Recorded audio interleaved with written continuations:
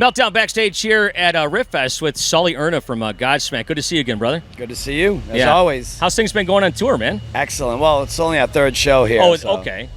I was going to say, because you guys were here last year around the same time. Yeah, I mean, we've been running for almost 2 years now on this album, but this is show number 3 on this fall tour. Yeah, doing some fall tours, some radio shows and whatnot. Yeah. All that stuff. Yeah, all that fun stuff. Yeah. So what's going on with the band? What's happening? Anything good? No, nothing. No, just playing music, and when we're home, we're home. Now, okay, so obviously you guys said this. There's been some confusion, or at least a mix-up, as far as like, are you guys going to put out another record or anything like that? Are you guys working on anything at all? No, there'll be no more new Godsmack. No more new singles or anything. I don't know. I mean, you can never predict the future, but the decision that was made was that we're going to go out now and start honoring the catalog of music that we created over the last 30 years, and just enjoy kind of the greatest hits moments.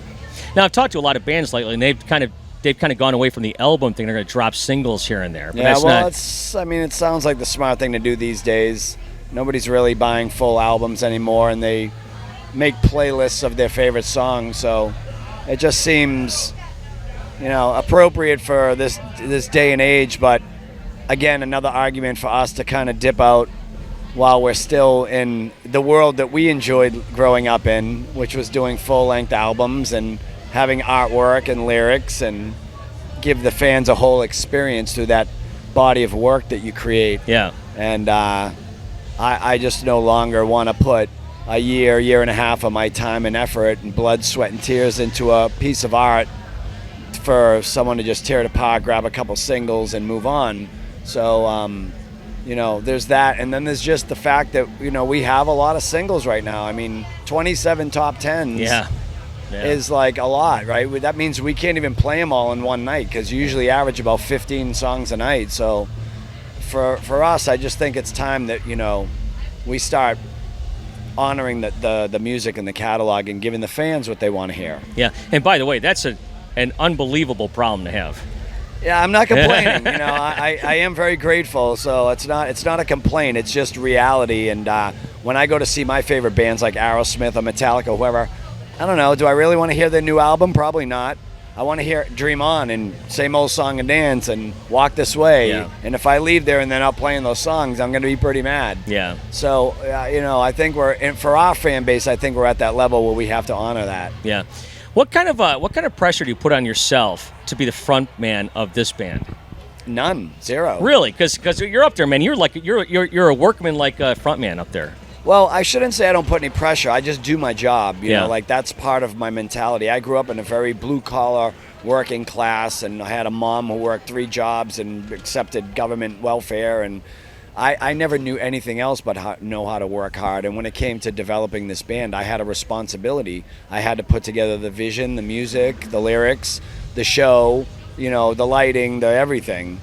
So, I take it very seriously, but I don't think of it as pressure, because I love what I do, so it's fun. Yeah. It's a lot of work, but it's just part of a work day. I don't let myself get consumed or overwhelm myself with it anymore. I have a great crew, a great team of people around me that can put the vision together for me. I just feed them the creative, and we go out there and we just enjoy being musicians and playing the music and let the show happen around us. I just introduced the guys from Asking Alexandria, and they're all like this nervous energy backstage. Is it like one of those things where, like, when you're playing a sport, it's like the first hit, and all of a sudden now you're into the game? I don't know. Every show's a little bit different, and I know some of the guys in the band still have that little bit of anxious energy before they go on. I'm pretty chill for the most part. I listen to music, I sip some tequila, and when it's time to go, I put the guitar on and go. I've never been the kind of person that has to dip my toe in and test the water first, because then I won't go in the pool. Yeah. It's too cold, it's too hot, whatever, right? So I just dive in and go, fuck it, now I'm in it, and I got to deal with it. So. Well, it's funny because, I've played hockey with Robbie many times, and whatnot. It's like that first hit, it's like, okay, now the game's begun. Yeah. And you think about it all day. Yeah, some people like that. I don't know. I've never really had nerves going on stage. If anything, I'm like anxious to get out there, but I'm not ever nervous. You're not nervous about performing. You just can't wait to get out there. Yeah, sometimes I just want to go. Like, there's still 15 minutes left. I'm like, just go now. Yeah. So how has things changed, or I don't know, how has maybe the fans' perspective changed of you after the documentary was released? It's been out for a while now. That's a good question. I don't know if it's changed, but I'm hoping by them learning a little bit more about my life and where I came from and the obstacles I had to get over to get there, that maybe it'll inspire them to keep working hard and knowing that you can really accomplish anything and get to the other side if you just stick with it. Because really, the movie is nothing more than a story of determination and just never giving up. And I think if you do that and you set your mentality to that, and it's about perseverance, then you'll eventually get to where you want to be. What you do with it when you get there is up to you. Yeah. You have to be responsible for it, right? But I think everybody can get there if they just stick it out. Yeah, because I watched that documentary, and we talked about this a few months back in the spring, I think. And it's like, it is about perseverance. It is about pulling yourself up by the bootstraps, to coin a phrase, I suppose. But it's hard work. It's about grinding. It's about road dogging and all that stuff. And, of course, all the things you had to overcome. You know what it's about the most? It's about accepting disappointment and learning how to move past it. Because a lot of people get to the point of disappointment. It didn't happen. You didn't get the job interview. You didn't graduate, or you didn't, get the record deal. And then they just go, "That's it. That was my shot," and they give up. But it's not true. You have to be able to kind of learn how to reach down inside your inner, inside and find the inner strength and rise above it and move forward and do it again. One of those times are going to hit. It's like a lottery ticket. If you play scratch tickets enough, eventually you're going to hit one, right? Yeah. It's a numbers game. Yeah, no doubt. And it's like your upbringing. Like, I knew a little bit about that, but there was some crazy stories in that video. And it's just a snippet, of the first 30 years of my life. That was in Lawrence, Massachusetts, correct? Yeah. I don't know much about Lawrence, Massachusetts. What's that like? It is a very, very challenging inner city. It's been quoted in Time magazine in the past as one of the most violent cities in America. And I know that it has become a very, it's become like the hub of most of the heroin that goes into the Northeast and the fentanyl. I know the cartel has moved in at this point. I mean, it's a gnarly city. They're doing their best to try to keep it under control and clean it up, but it's just one of those cities that makes the Bronx look like, Santa Barbara. Yeah. So coming from an area like that, like here in Detroit, we got a really big musical history. So does Boston. What does it mean for you, a guy from Boston, a band from Boston, to be interwoven in the history of the music of that city? Well, I'm proud of it because I love the bands that came from Boston, Massachusetts. I love the band Boston themselves. Yeah. The singer was actually a really dear friend of ours. Aerosmith, Jay Giles, the Mighty Mighty Bosstones. There's so many good bands that came from there. Yeah. And there is a pride thing in Boston as well. There's just this kind of brotherhood and loyalty that when you're from that area, that just kind of goes with the lifestyle. So I'm proud to be from Boston, that's for sure. And I was thinking right off the top of my head, Rob Zombie. Yeah, Rob Zombie, yeah. He's from Massachusetts. The Cars. I mean, you could go on and on all day long. There's a lot. Donna Summer. Yeah. I mean, there's a lot of other bands that aren't even in the rock world that came from there. So it's a great, great town, great city.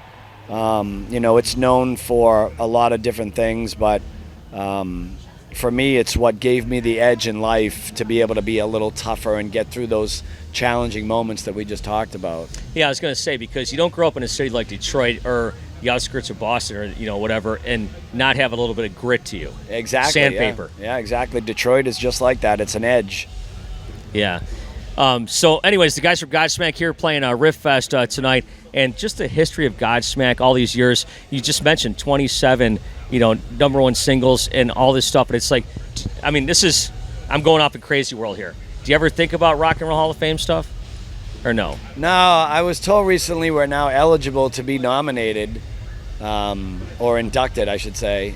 But I don't, if that happens, amazing. But I don't count on anything. I'm just continuing to do what we do. But that would be a hell of a notch in the belt to get that one. Yeah, like I said, crazy town thing, but not that crazy if you think about it. I mean, we've put in our time, that's for sure. And we're still going. But we have lived 10 lifetimes over out here on the road. So I think that there's bands less deserving in there right now. that could be true. I don't know. I just try to keep that stuff at bay because I'm not here to judge anybody, and I know anybody who does this for a living. It's a tough lifestyle, and it can be very tiring, and you miss a lot of time with your family and your friends. But we also have been blessed with being able to be entertainers and playing rock music for a living and doing what we do every night and making people feel good. It's a healing remedy, and I love knowing we're a part of that. Yeah. It's funny because as I'm sitting here talking to you about the Rock and Roll Hall of Fame, I remember Aerosmith from Boston was inducted by Kid Rock from Detroit. Yeah, oh, that's cool. Yeah. That's very cool. Yeah, so it's like a little bit of more of a connection there because the cities are very similar. Yeah. Nice. So, anyways, well, thanks for your time there, Sully. It's Yeah, always of great to course. see the guys from Godsmack. I'll never forget watching you guys do the drum solo, which I watch every single time. And Scott Travis from Judas Priest walked up beside me at Rock on the Range. And, of course, he's a lot taller than me and you. And he says, I've always wanted to see this. Oh, that's so cool. Yeah, he loved it. Yeah, it was really cool. That's amazing. Yeah, because they're one of our childhood heroes, so that's really cool. Yeah. Well, Sully Erna here from Godsmack. Once again, thanks for being part of RIFF Fest. Of course. Thanks for having us.